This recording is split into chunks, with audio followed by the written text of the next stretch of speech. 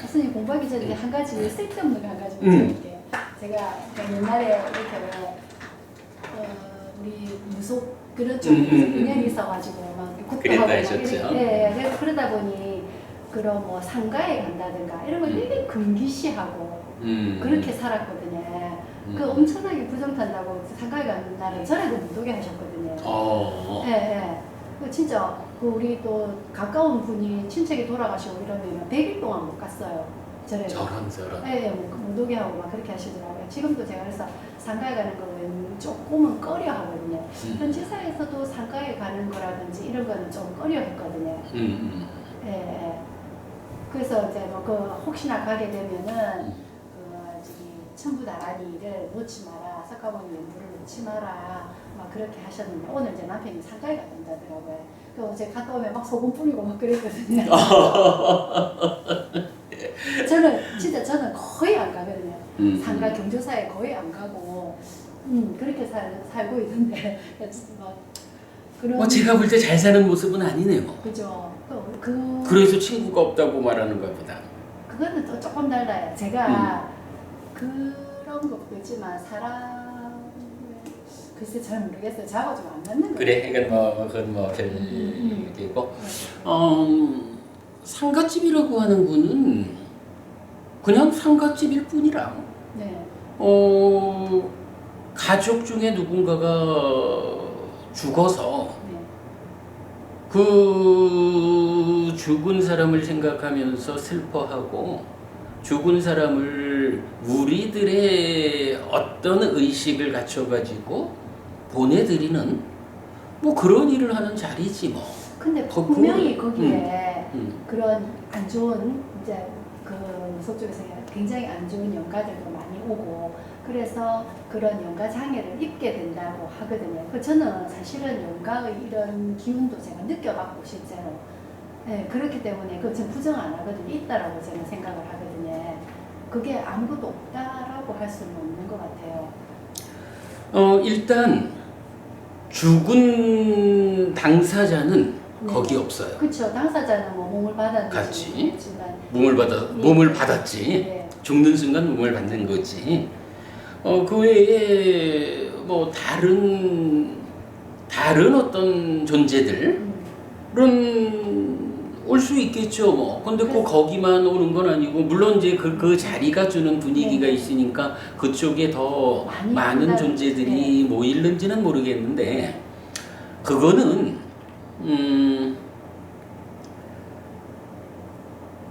표현하자면 겁쟁이들이 두려워하는 거야. 이게 보면 경전에도 제가 얼마 전에 빙의에 대한 교리적 단초를 주는 경전 이래 해서 아따나띠아 경 번역해서 올렸거든. 뭐 그 외에도 이제 몇 개의 경전들 보면 우리가 그 이 세상에서 말하는 귀신들 귀신 들린다, 빙의된다, 뭐 이런 현상을 부정할 수는 없어요. 왜냐하면 우리 주변에 실질적으로 발생하니까. 그래, 보부님도 경험을 하셨네. 우리 주변에 실질적으로 존재하고 있는 곳을 그런 거 없어 라고 부정할 수는 없는 거예요. 그렇다면 부처님이 그런 존재들이 내 삶에 간섭하는 거, 이 부분에 대해서 설명하지 않았을까? 실제로 그런 귀신과 관련해서 빙의와 관련해서 고통을 겪는 사람들이 세상에 있는데 부처님이 그런 현상에 대해서 언급하지 않으셨을까? 이제 이런 부분 오히려 우리가 아니야 라고 부정하기보다는 부처님은 이 부분에 대해서 어떤 답을 주고 계시나 이렇게 우리가 찾아볼 필요가 있죠. 그럴 때 이제 몇몇 경전들이 이제 뭐 아따나띠아 경에서도 그 주제를 다루고 있고 비인간이란 표현이 나타나요. 뭐 좀 다른 표현들도 있지만 대표적으로 비인간의 침입 이런 말이 있거든. 그러니까 여기서 비인간이라 하면 말 그대로는 인간 아닌 존재지. 그런데 뭐 경에서는 뭐 욕계의 6하늘 중에 가장 아래 사왕천에 있는 존재들을 호칭할 때 비인간 이렇게 호칭을 해요. 그러니까 아마 그럴 것 같아. 사왕천이니까 하늘이잖아. 인간보다 한 단계 높은. 근데 하늘 사람들의 입장에서 보면 가장 아래 인간들과의 경계선에 있는 존재라고 봐야 되겠죠. 그러니까 뭐 저기까지 신이라 하겠어? 뭐 이런 표현일 수 있어. 그런데 신이라 치기에도 좀 그렇지만은 인간은 아니야. 인간보다는 한 단계 높은 거야. 뭐 그런 표현이 비인간 이렇게 뭐 표현이 되는 건지 정확히는 모르겠어요. 하여간 이 부분은 연구가 많이 필요한 부분이야. 그런데 어쨌든 아마누사라고 해서 마누사 아닌 존재.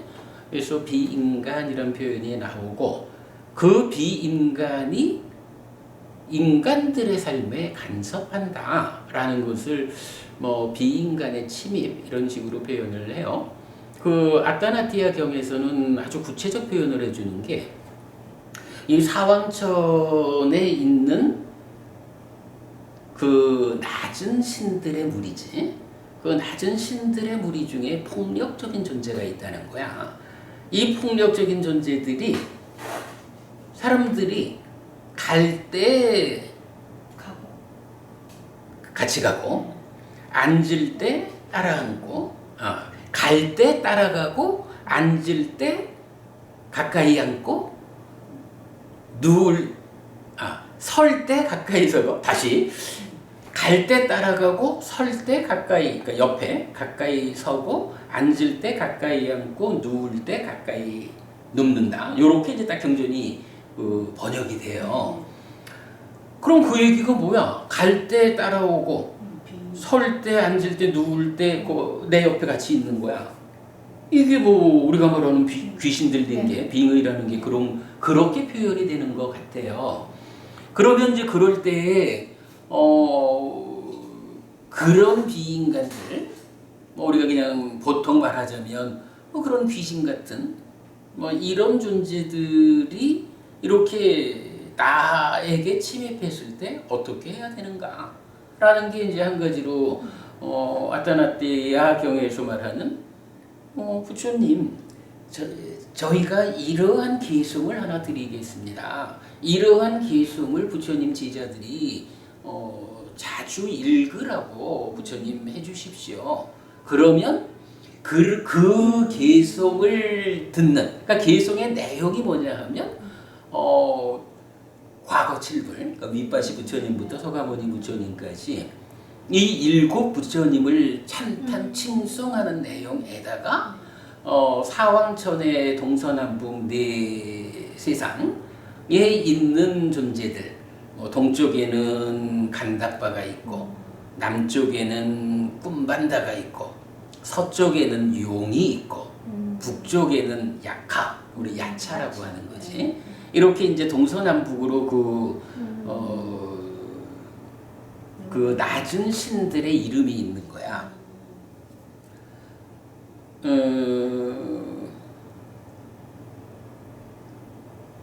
그러면 그러니까 이제 그 개성이 전반부에서는 과거의 7 부처님을 찬탄 칭송하고 그 다음에 후반부에서는 이 동서남북 네 방향의 그 존재들을 이렇게 설명을 해줘요.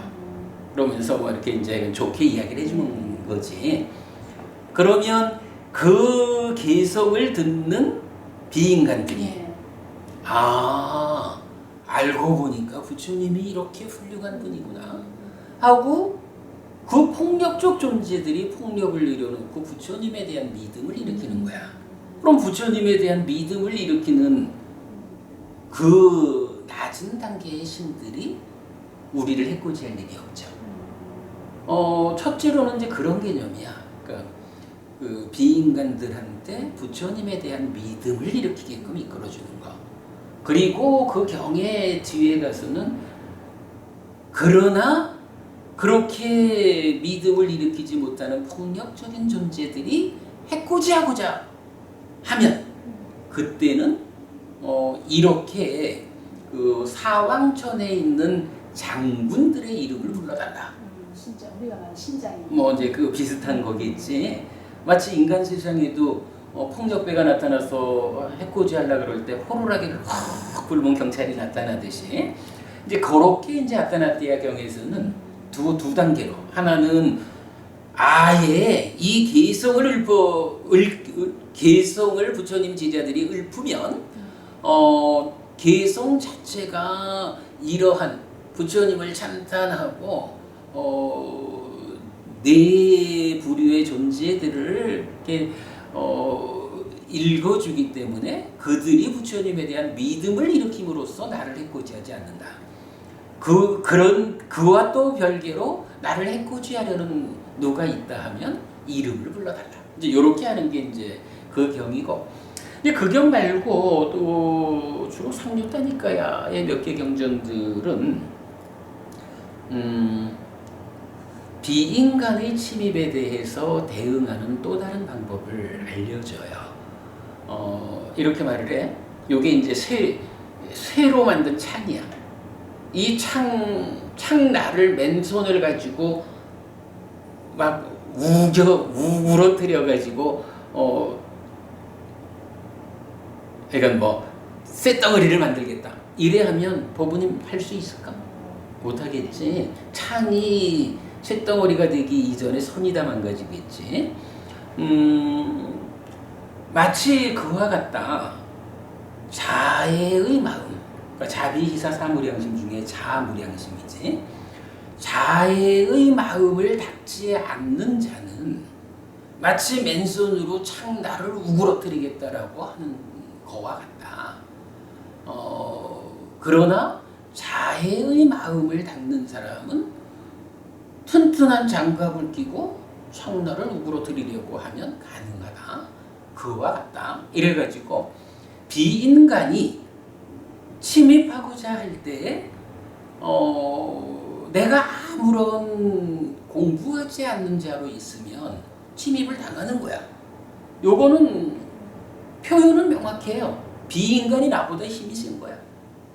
내가 사는 게, 그러니까 내가 공부하지 않는 삶을 사니까 비인간이 힘이 세가지고 나를 자기 수족처럼 그야말로 이제 그래 제압해가지고 빙의되는 거겠지 뭐. 근데 내가 자무량심을 닦아서 자애의 마음을 닦으면 이 자애의 마음을 닦는 수행의 힘이 사실 비인간이라 그래 봐야 뭐 사왕천 중에서 그러니까 하늘 중에서도 가장 낮은 존재들이고 그러니까 뭐 별거 아니지 뭐.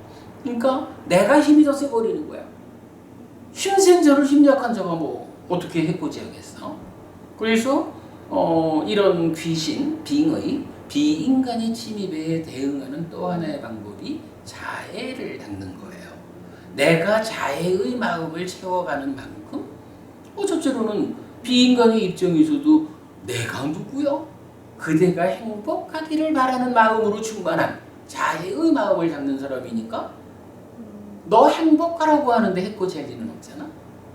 만약에 나를 해코지하려고 덤벼도 자애의 마음을 닦은 이 수행의 경지가 비인간보다 힘이 센 거야.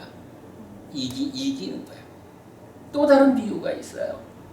여자들만 많은 집에는 밤손님이 찾아오기가 쉽대. 여자들만 많다라고 하는 게 뭐냐 하면 힘센 남자라고 하는 자애의 마음을 닦지 않은 집이야. 그러면 밤손님이 찾아와가지고 훔쳐가는 거야. 남자가 많은 집에는 밤손님이 들어오지 못해. 왜? 힘센 남자가 많은데 뭐 왔다고는 맞아줬지? 이 힘센 남자의 역할을 하는 게 자애의 마음이다. 이렇게 설명하거든요. 그래서 비인간의 침입, 세간적으로 말하면 귀신 들린다, 빙의라는 이런 현상은 사실은 뭐 제가 경전을 통해서 이런 부분을 발견해가지고 이 비인간의 침입이라는 게 빙의라는 현상에 대응한다. 귀신 들림이라는 현상에 대응하는 것이다라고 사실 이 부분은 제가 누구한테 배우진 않았어요. 경전을 통해 가지고 이런 설명이 이 부분에 대한 답이다. 이제 그렇게 이제 이해를 하고 나니까 더 이상 세상에서 귀신 걸리는 문제 이런 부분에 대해서 고민할 때 우리가 고민할 일은 없는 거야. 부처님은 이런 답을 준다. 첫째로 아따나띠아 경을 공부하자. 그 경에서 개송이 주어지는데 그 개송을 외우면 이러한 낮은 신들, 비인간들의 침입을 그들이 부처님에 대한 믿음을 일으켜서 나를 해코지 않게 만드는 방법이 된다. 그런데도 누가 해코지한다 하면 이런 거. 그 다음에 말하는 자애의 마음을 닦으면 그들보다 내가 힘이 세져버리는 거예요. 그 이유가 명확하죠. 이런 부분이 이제 그 비인간의 침입에 대한 교리적 해석이에요. 요건 정말 제가 찾아냈어.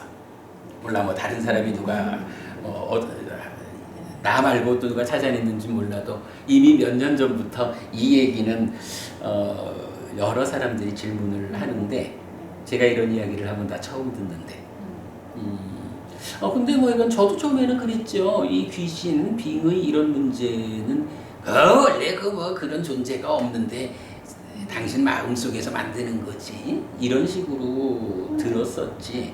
근데 그렇게 치부할 수는 없는 거예요. 우리 사회에 현실적으로 있는 문제거든. 실제로 귀신을 본 사람들도 많고 제 주변에도 제 그래? 친한 친구들 가능하겠지. 네, 저도 느낀 게 있거든요. 저도 경험한 게 있고 그래서 그래. 네, 저는 분명히 그런 존재들은 있다라고 생각을 합니다. 그거를 굳이 없다라고 부정하려고 할 이유는 없어요.